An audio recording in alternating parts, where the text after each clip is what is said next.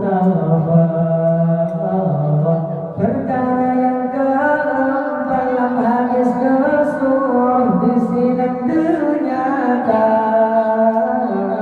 orang fakir yang hasil mengkuit di atur dunia. Kita berbagi bantu sahabat sehari ketanya si bangsa. Ajarnya akan aman dalam lindungan Tuhan, ketanya berdoa dan bertermulia saudara. Wajibnya pun berkara ilmu para ulama pertama sebagai lampu doa. Yang kedua Allah kebenaran, Allah keadilan ternyata. Sallallahu Allah ala Nabi Allah Nabi Muhammad Sayyid Mustafa.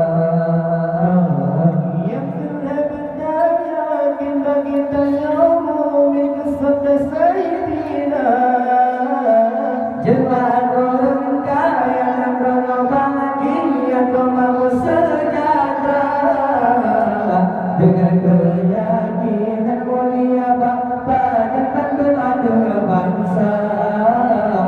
Hatinya akan aman jiwa bermusuhan tetap berdoa.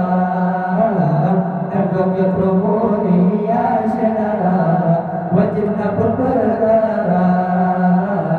Ilmu para ulama pertama sebagai lampu doa. Yang kedua Allah kebenaran, Allah keadilan ternyata. Sallallahu Allah ala Nabi Allah Nabi Muhammad Sayyid Mustafa. Perkara yang keempat hadis Rasul di sini ternyata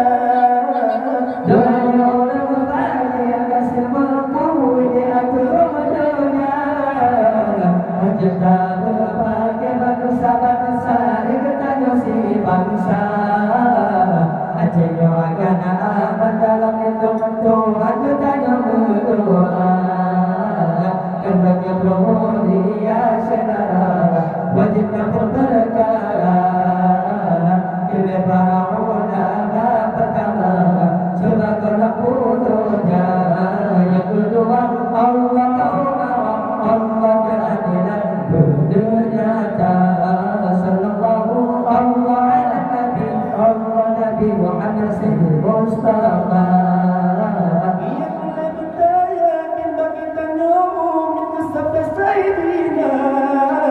Biarlah orang kaya yang berbagi yang bermau sejahtera dengan keyakinan mulia Bapa dan bantu ada bangsa. Ajarnya akan aman jiwa permusuhan tetap berdoa.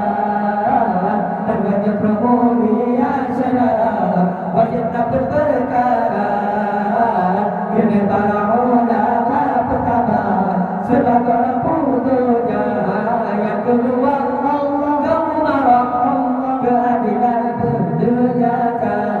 Sallallahu Allah ala Nabi Allah Nabi Muhammad Sayyid Mustafa.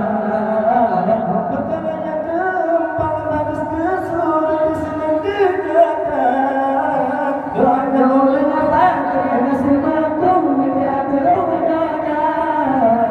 Kita berbagai bangsa bangsa dengan si bangsa.